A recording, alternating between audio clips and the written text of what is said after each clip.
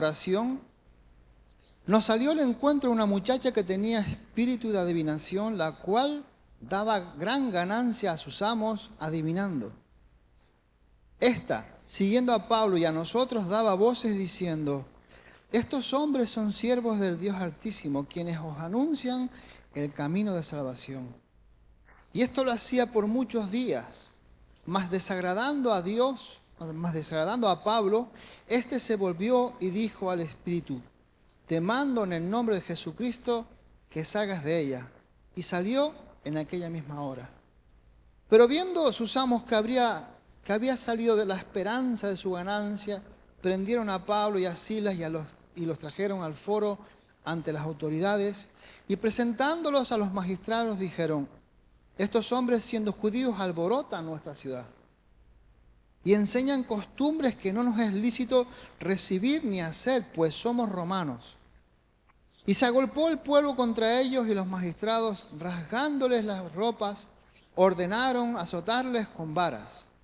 Y después de haber azotado mucho, los echaron en la cárcel, mandando al carcelero que los guardase con seguridad. El cual, recibido este mandato, los metió en el calabozo de más adentro y les aseguró los pies en el cepo. Pero a medianoche, orando Pablo y Silas, cantaban himnos a Dios, y los presos los oían. Entonces sobrevino de repente un gran terremoto, de tal manera que los cimientos de la cárcel se sacudían, y al instante se abrieron todas las puertas, y las cadenas de todos se soltaron. Despertando el carcelero y viendo abiertas las puertas de la cárcel, sacó la espada y se iba a matar, pensando que los presos habían huido. Mas Pablo clamó a gran voz diciendo: no te hagas ningún mal, pues todos estamos aquí. Él entonces, pidiendo luz, se precipitó adentro y temblando se postró a los pies de Pablo y de Silas, y sacándolos les dijo: señores, ¿qué debo de hacer para ser salvo? Ellos dijeron: cree en el Señor Jesucristo y serás salvo tú y tu casa. Y le hablaron la palabra del Señor a él y a todos los que estaban en su casa. Y él, tomándolos en aquella misma hora de la noche, les lavó las heridas, y enseguida se bautizó él con todos los suyos. Y llevándolos a su casa, les puso la mesa y se regocijó con toda su casa de haber creído a Dios. Cuando fue de día, los magistrados enviaron alguaciles a decir: suelta a aquellos hombres. Y el carcelero hizo saber estas palabras a Pablo: los magistrados han mandado a decir que se os suelte, así que ahora salid y marchaos en paz. Pero Pablo les dijo: después de azotarnos públicamente sin sentencia judicial, siendo ciudadanos romanos, nos echaron en la cárcel y ahora nos echan encubiertamente. No, por cierto, sino vengan ellos mismos a sacarnos. Y los alguaciles hicieron saber estas palabras a los magistrados, los cuales tuvieron miedo al oír que eran romanos. Y viniendo les rogaron, y sacándolos les pidieron que salieran de la ciudad. Entonces, saliendo de la cárcel, entraron en casa de Lidia, y habiendo visto a los hermanos, los consolaron y se fueron. Que el Señor añada bendición a su palabra. Aquí en este texto podemos encontrar un saco de temas para predicar.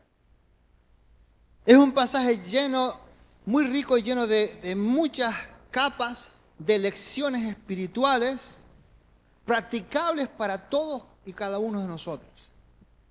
Aquí se nos narra el hecho de que en un día normal y corriente, entre comillas, de la vida de Pablo y Silas, entre aquellos habitantes de Filipos, caminando entre todo aquel pueblo, me los puedo imaginar, hermanos, observando a la gente en sus puestos de productos textiles, de carne, de fruta, de venta de manualidades. Me los puedo imaginar caminando entre todos ellos, observando los diferentes edificios públicos, los diferentes lugares de ocio, los diferentes templos religiosos de la zona.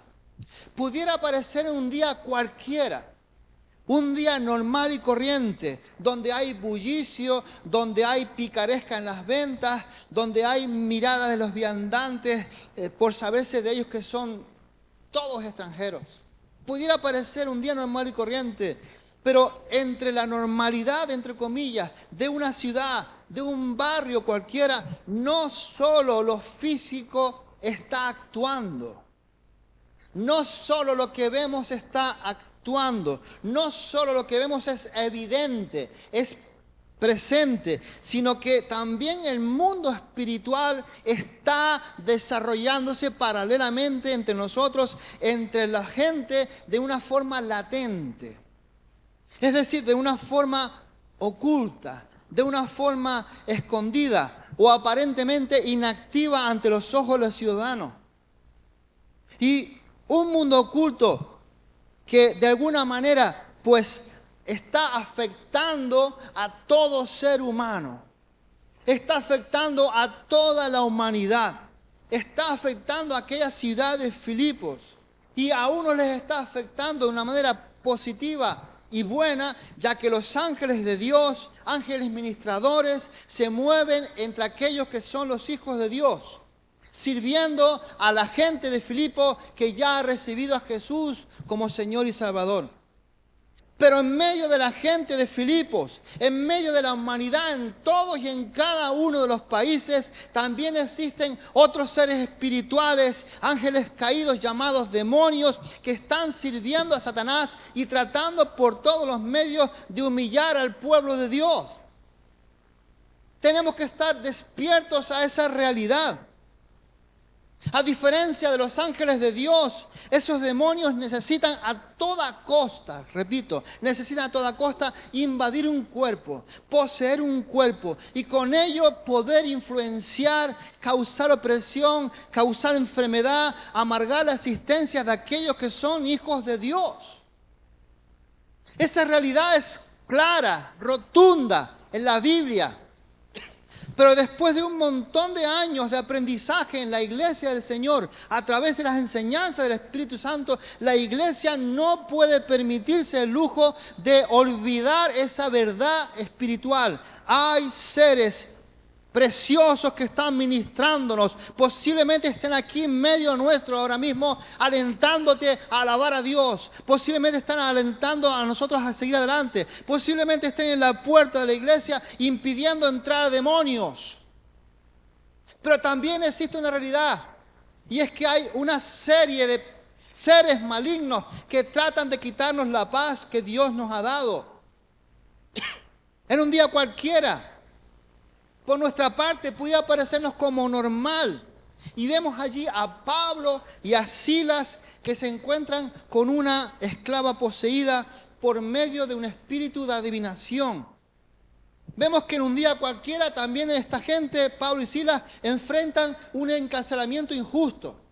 Vemos también que en un día normal y corriente son testigos de un tremendo terremoto que lleva a la conversión del carcelero y de su familia, en un día cualquiera, en un día que no tiene nada de extraño, en un día cualquiera. Y este pasaje que acabamos de leer nos proporciona una profunda selección de temas espirituales que deben de llamarnos la atención continuamente. Ahí se nos habla de la guerra espiritual, se nos habla del poder de la adoración, se nos habla de la soberanía de Dios y se nos habla del poder transformador del Evangelio. Un montón de temas que son dignos de predicar durante años. Pero si se fijan bien, unos versos más arriba, allí en Hechos 16, 3 al 15, se nos narra por parte del escritor de los Hechos, a Lucas, cómo aparece en medio de Silas y de Pablo un personaje en un día normal y corriente, una muchacha llamada Lidia. Y allí se nos está narrando la conversión de ella, una conversión con nombre propio. Lidia era una judía, una joven judía, entre muchas que habían ido a orar cerca del río, y ella era parte de una gran comunidad judía que se había afincado allí en Filipos. Y en cierta manera Lidia nos representa a ti y a mí. En un día cualquiera alguien se acercó a nosotros, ¿o no fue así? Alguien se acercó a nosotros en ese día que era cualquiera, un día de monotonía completa, en un día quizás muy religioso, en un día en el cual pues estamos allí por estar allí, en un día en el cual pues no teníamos nada que hacer y se nos ocurrió pasar por ahí. Pero Dios sí tuvo en cuenta ese día para llamarte y para llamarme a salvación. Y vemos, hermanos, que si bien, y teniendo en cuenta lo que leemos en las Escrituras, la conversión de Lidia no fue debida a la exquisita oratoria de Dios. No fue debido a las grandes y sabias palabras de Pablo. No fue a causa de la profundidad de la charla que tuvo Lidia con Pablo. Pablo se acercó a ella y entre charlas y palabras con ella, entre escucharse mutuamente el uno al otro, ocurrió algo. Y es que Dios se sacó de la manga un milagro y cambió el corazón de Lidia. ¿Cuántos recuerdan lo que ocurrió en su vida en la conversión? ¿Se acuerdan? Nadie se acuerda. Estoy solo. ¿Cuándo se acuerda cuando se convirtieron? Sigan conmigo, no se despisten. Porque quiero decirte, hermanos, sobre todo a los que están teniendo como algo serio el hecho de la evangelización, quiero que tengan en cuenta que las charlas que tenemos con los que están afuera, con toda esa gente que se presenta en nuestra vida en un día normal, son charlas muy importantes. Son momentos muy importantes. Qué importantes son esas charlas que prepara el Señor en nuestro camino cuando vamos a llevar a los niños al cole. ¿De qué hablas cuando vas al colegio con tu hijo, con tu hija al colegio? ¿De qué te hablas con la compañera, con la otra madre, con el otro padre? ¿De qué hablan? ¿Del fútbol? ¿Hablan del buen café que hay allá al lado? ¿O de lo caro que están las papas? ¿De qué hablan? ¿De qué hablan? Es una buena oportunidad de hablar del Señor cuando llevamos a los niños al colegio, cuando vamos a comprar leche, cuando vamos al peluquero, cuando subimos al tren, cuando subimos al tranvía. Son oportunidades preciosas donde podemos charlar de aquello que va a transformar la vida de la persona. ¿Por qué? Porque el Espíritu Santo y solo Él es el que abre los corazones. Él es el que marca los tiempos. Él es el que desbarata los planes infructuosos de los hombres. Él es el que impone patas arriba aquello que pudiera parecernos estable y cómodo. Quiere hacernos una iglesia activa. Quiere hacernos una iglesia de alcance. Quiere hacernos de una iglesia conquistadora. Y eso se consigue levantándose en el poder de Jesús y proclamando el Evangelio de verdad. No proclamando nuestras ideas, no proclamando nuestra filosofía, sino predicando el Evangelio del Señor Jesucristo. El Evangelio del Reino es poderoso. Y allí vemos, hermano y hermana, que Lidia escucha. Escucha. Qué importante es escuchar. Porque es en la escucha, es en el oír donde el Espíritu se va a manifestar. Por eso tú no puedes callar ni debes callar. Porque la conversión no viene solo porque tú ores. Dios en la oración prepara caminos, prepara personas, pero si no le presentas el Evangelio y que lo escuche, que lo acepte, que lo reciba, no va a haber cambio. No te escondas, hermano y hermana, proclama el Evangelio del Reino y verás los cambios en nuestras sociedades, veremos los cambios en nuestros barrios, veremos gente que pasa de muerte a vida, pero hay que predicar para que puedan escuchar. ¿De acuerdo, hermanos? Pero vemos, hermanos, que la historia de nuestro texto principal comienza con Pablo encontrándose con una esclava que tenía un espíritu de adivinación. Esta muchacha, nos dice la palabra, que traía muchísimo beneficio a través de la adivinación. La muchacha, vemos que no se escondía, sino que seguía a Pablo, seguía tras los pasos de Pablo y de Silas, proclamando, como nos dice el verso 17, estos hombres son siervos del Dios Altísimo, quienes os anuncian el camino de salvación. Y estas palabras que esta muchacha pronunció son muy interesantes. ¿Por qué? Porque sus palabras eran verdaderas, eran reales, eran ciertas. Pero la fuente de su conocimiento era demoníaco. No venía de Dios. El espíritu que la poseía conocía lo que estaba diciendo Pablo. Sabía acerca de la salvación que venía de Jesús. La muchacha no lo sabía. La muchacha estaba oprimida, estaba encadenada a ese demonio y decía lo que él quería que dijera. Entonces dijo una verdad, pero esa verdad está pronunciada desde los infiernos, hermanos. Vemos que Pablo, discerniendo el espíritu de adivinación detrás de aquellas proclamaciones, detrás de aquellas verdades, se enfadó. Se enfadó mucho y ordenó al espíritu que saliera de ella en el nombre de Jesús. Aquí en esta parte de la narración se nos enseña acerca de la realidad de la guerra espiritual. ¿Cuántos han oído hablar de la guerra espiritual? Unos cuantos. ¿Cuántos han oído hablar de la guerra espiritual? Bueno, ya hay más. Pero también se nos habla acerca del discernimiento. Y quiero que hoy entiendas que no es lo mismo sabiduría que discernimiento. No tienen nada que ver. La sabiduría por nuestra parte se aplica cuando aplicamos, perdón la redundancia, cuando aplicamos la verdad de las Escrituras sobre nosotros, sobre nuestra vida. Y Dios quiere que pidamos continuamente sabiduría, que seamos sabios, que obtengamos verdadera sabiduría para conducirnos. Pero el discernimiento te lleva un paso más allá, porque el discernimiento es la capacidad que da el Espíritu Santo para diferenciar claramente lo que es de Dios y lo que no es de Él. Y esto es muy importante para la iglesia del siglo XXI, discernir, observar, entender a través del Espíritu Santo a quién tenemos enfrente, a quién estamos hablando, a quién estamos predicando. Y es por eso tan importante que entendamos que no toda manifestación sobrenatural, espiritual, proviene de Dios. Tenemos que prepararnos porque van a venir momentos en el futuro en el cual el engañador va a hacer grandes cosas. Y la iglesia del Señor tiene que estar preparada, ejercitada en el don del discernimiento para no caer en las trampas del maligno, que el Señor reprenda. Por eso, hermanos, los cristianos estamos llamados a probar los espíritus, a ver de qué se trata. Tal como nos dice 1 Juan 4:1, a confiar en el Espíritu Santo para el discernimiento, para que podamos entender qué está frente a nosotros. Y la acción de expulsar al demonio, al espíritu, también nos está subrayando algo muy importante y que no debemos de olvidar nunca.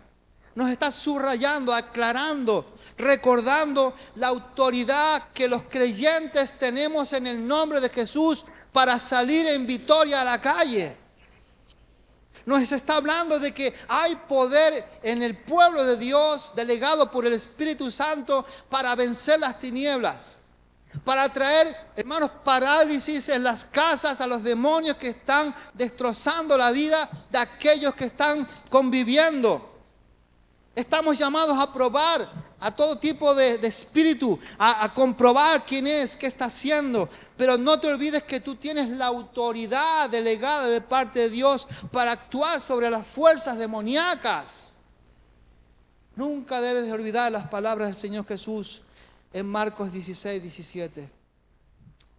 Y estas señales seguirán a los que creen, no solamente a los apóstoles, no solamente a los pastores y a los maestros. Estas señales seguirán a los que creen, a ti y a mí. En mi nombre, ¿qué harán? Echarán fuera demonios, hablarán nuevas lenguas, pondrán las manos sobre los enfermos y sanarán. Esa autoridad no es algo que debe tomarse a la ligera, sino que debe de ejercerse con sabiduría y con absoluta dependencia del Espíritu Santo, porque esa autoridad está sobre tu vida. Dios la pone para que tú causes impacto a través del poder de Dios cuando predicas, cuando enseñas, cuando ministras, para que la gente pueda ver que tú tienes un Dios vivo, poderoso, que sigue con su brazo levantado en pos de su iglesia. Gloria a Dios.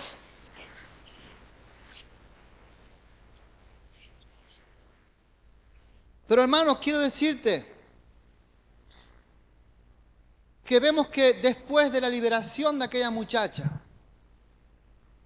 los dueños de esa muchacha esclava se escandalizaron cuando se dieron cuenta de que la causa de su prosperidad se había esfumado, y apresaron a Pablo, a Silas, los arrastraron a las autoridades, los acusaron injustamente, dijeron mentiras sobre ellos acerca de costumbres ilegales, de promover costumbres ilegales para los romanos. Y sin ningún tipo de juicio justo, Pablo y Silas fueron despojados, golpeados, con varas y arrojados a la cárcel. Vemos, hermanos, que esta parte de la historia, de esta narración que nos da Lucas, pues nos está destacando el costo de ser discípulo. Hay un costo, hay un precio que se paga al ser discípulo del Señor. Recordamos que Jesús advirtió a sus seguidores que enfrentarían ¿qué?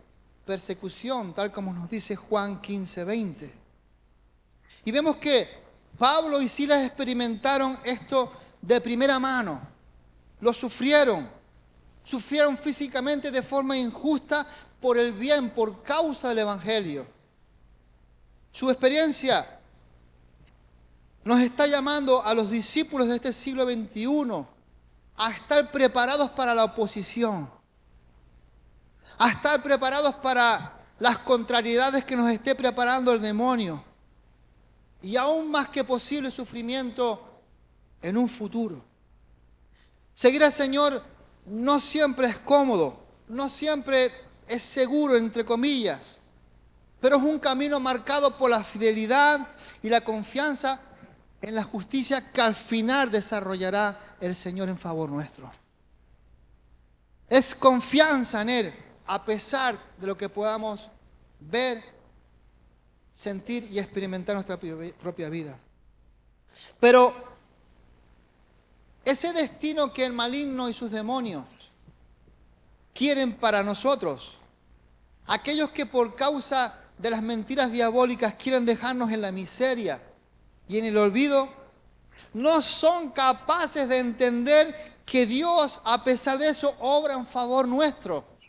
No se dan cuenta, porque no son capaces de discernir ni un paso delante de sí. No tienen el Espíritu de Dios, pero Dios obra en medio de las dificultades de su pueblo. Se manifiesta con poder. Causa impacto en las esferas espirituales, revolucionando todo de tal manera que el pueblo avanza a pesar de los tropiezos que puedan haber, a pesar de las piedras del camino. Vemos que mientras estaban en prisión, Pablo y Silas no estaban desanimados, algo que no entiende el diablo, algo que no entiende. No están desanimados, sino que estaban orando, estaban cantándole himnos al Señor. Y los otros prisioneros asombrados los estaban escuchando también. ¿Pero qué es esto? Si le acaban de dar una tunda de palos y están más contentos que no lo entendían. Y con ello nos damos cuenta de que la respuesta de Pablo y de Silas a aquella causa injusta era, hermanos, la adoración. No era la desesperación.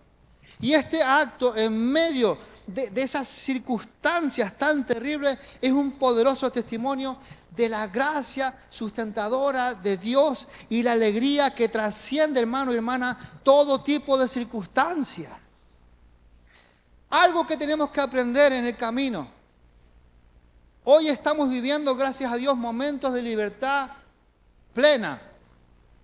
Un momento de libertad en el cual podemos prácticamente hacer lo que queramos como congregación. Un momento de paz en el cual tú y yo podemos salir a evangelizar a cualquiera, tocar la puerta de cualquiera, ministrar a cualquiera. Existe esa libertad, pero habrá un momento, hermano, en el cual las autoridades van a poner freno a todo esto, o por lo menos lo van a intentar. ¿Qué haremos nosotros cuando vengan a cerrarnos las iglesias? ¿Qué haremos nosotros cuando vengan a impedir en los colegios que se hable del Señor? ¿Qué haremos nosotros?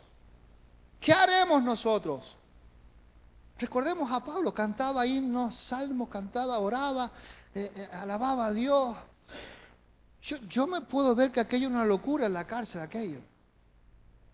Pero causó tal impacto esa alabanza, esa batalla espiritual que estaba trabajando Pablo, Silas, junto al Espíritu Santo, que causó un impacto tremendo en la cárcel. Este evento, hermanos, nos subraya el poder de la oración y de la adoración, porque la oración y la adoración cambia el enfoque de nuestras circunstancias a Dios, las cambia, las transforma. Sabemos que Él es soberano de todo, puede actuar como quiera. Y también cuando adoramos, cuando oramos, cuando buscamos a Dios, esto crea una atmósfera importante donde Dios puede moverse. Y el terremoto pudiera parecer un simple fenómeno natural, pero fue una intervención directa de parte de nuestro Dios que demostró el poder y la presencia de Dios. Dios se hace notorio en medio de su pueblo cuando las circunstancias lo requieren. Gocémonos en esa verdad, disfrutemos de esa verdad, andemos en esa verdad. Dios es soberano, sabe cómo hacerlo mejor que nosotros. Y vemos que la liberación milagrosa de Pablo y de Silas nos ilustra esa soberanía. Vemos que a pesar de ese trato injusto que recibieron, Dios estaba en control. Estaba orquestando nuestro Dios todas las situaciones para cumplir sus propósitos. Va más allá de nuestro entendimiento. Entonces, hermanos, querida iglesia, hay algo que tenemos que entender en nuestra vida como discípulos del Señor, y es que, por ejemplo, nuestros deseos de que alguien se convierta de nuestra familia, de nuestros amigos, es algo maravilloso que tengamos ese deseo. A Dios le agrada que busquemos la salvación de otra persona. Es maravilloso, muy bien visto por nuestro amado Dios. Pero es importante también entender que lo que tú y yo deseamos y que está bien visto por Dios, trasciende por parte de Dios de mucho más allá que esa simple conversión. Porque Dios irrumpe en nuestros deseos, hermanos, multiplicando la bendición sobre la vida de esa persona que se va a convertir y sobre su familia y sobre todos aquellos que tengan influencia. ¿Qué te quiero decir? Que cuando Dios prepara la salvación para alguien, no solamente toda su gracia está ahí, sino que ella está orquestando cómo influenciar a los demás. Cómo influenciar a los demás. Por eso, hermano, tienes que ser amplio en amar a Dios, amplio en desear cosas buenas para los demás, porque Dios se mueve en medio de todo eso. Pero vemos que el terremoto no solamente liberó a Pablo y a Silas, sino que también preparó el escenario para la conversión del carcelero y su familia. A eso me refería antes. No solamente trajo la salvación, sino que Dios ampliamente causó movimientos espirituales para que aquello fuera en bendición para otros. Quiero decirte que cuando el carcelero se despertó, yo nunca había visto que un carcelero se durmiera. Por lo menos en los tiempos modernos no se duerme nadie porque te echan a la calle inmediatamente. Pero en aquel tiempo, por lo visto, los presos eran tan tranquilitos que se dormían, que el carcelero se dormía. Les decía a todos, bueno, buenas noches, estén tranquilos que yo estoy por aquí. Y se dormía aquel hombre. Pero cuando el carcelero se despertó y vio las puertas de la prisión abiertas, sacó su espada para matarse, pensando que los prisioneros se habían escapado. Pero vemos que Pablo, allí en el verso 28, dice, no te hagas ningún daño porque todos estamos aquí. Y lógico, porque cuando a un preso se le caen las cadenas, ¿qué es lo que hace? Vuela, como el cuco. Vuela, vuela, vuela. Pero vemos que ante las palabras de tranquilidad de Pablo y de Silas, vemos que el carcelero dijo, pero vamos a ver, señores, ¿qué debo de hacer para ser salvo? ¿Qué es eso que tienen ustedes? ¿Qué debo de hacer para ser salvo? Y ellos le repitieron la fórmula que desde que Jesús resucitó, estamos formulando para todos aquellos que quieren la vida eterna. Para todos. Cree en el Señor Jesús. cree en el Señor Jesús. Y en este caso se le dijo, y serás salvo tú y tu casa. Y vemos, hermanos, que el carcelero y su familia creyeron y fueron bautizados de inmediato. Por cierto, la pastora tiene una predicación muy buena acerca de esas palabras, no te hagas daño. Les animo a que las vuelvan a escuchar. No te quites la vida. Y creo que la deben de enviar a sus seres queridos y a sus amigos también. Entonces, ¿qué nos destaca esta parte de la palabra de hoy? Aquí se nos está destacando la soberanía de Dios, se nos está destacando el poder de Dios, se nos está destacando la gracia de Dios y vemos que convierte a una persona en algo inusual. Un día normal trasciende a un día sobrenatural, trayendo libertad para Pablo, trayendo salvación para el carcelero y su familia. Y vemos que, hermanos, nos recuerda que Dios usa las circunstancias más difíciles para su gloria y el avance de su reino. Se trata de esto, hermanos y hermanas. La conversión de esta gente es un testimonio del poder transformador del Evangelio y el impacto de los planes soberanos de Dios. Muchas veces en el pasado no se quería asimilar mucho esa realidad de la doctrina de la soberanía de Dios, pero es muy importante, hermano. El hecho de que Dios quiera hacer esto va a implicar que eso va a traerte bendición, va a implicar que va a traer cambio, va a implicar que el deseo de Dios soberano va a causar impacto en las naciones. Es por eso que nosotros tenemos que someternos a sus deseos, someternos a su señorío, someternos a su amor, porque todo lo que hace es bueno, agradable y perfecto. Amén. Entonces, vemos, hermanos, di conmigo, el Evangelio cambia vidas, trae esperanza a los desesperados, trae luz a los que están en tinieblas y trae vida a los que están espiritualmente muertos. Entonces, hermanos, la parte final de la historia vemos que involucró a Pablo, a Silas en la salida de la prisión y ocurre algo extraño. Porque si a ti y a mí se nos dejara salir de la cárcel, ¿qué haríamos? Chancleta, sin mirar para atrás. Como un cisco corriendo para pegarte un baño, dejar de oler a humedades y a otras cosas que no quiero nombrar, porque es lo humano. Pero hay algo importante en todo esto y es el hecho de que cuando se descubrió que Pablo y Silas eran ciudadanos romanos, dice que los magistrados se alarmaron, se extrañaron. ¿Por qué? Porque los habían golpeado, los habían encarcelado sin un juicio, lo cual era del todo ilegal en el mundo romano. Era ilegal hacer aquello. Y vemos que Pablo, en vez de salir corriendo, exigió que los magistrados vinieran y los escoltaran afuera. Ellos mismos, no querían un soldado, no querían un guardia de seguridad, ellos mismos tenían que venir a librarlo, lo cual hicieron disculpándose por las acciones, como nos dice el verso 39. Y esta insistencia de Pablo por lo que es justo, por lo que debe de ser honesto, por la integridad, es importante como ejemplo también para nosotros, porque aunque Pablo y Silas soportaron por causa del Evangelio todo ese tipo de pruebas, no se alejaron de afirmar sus derechos legales.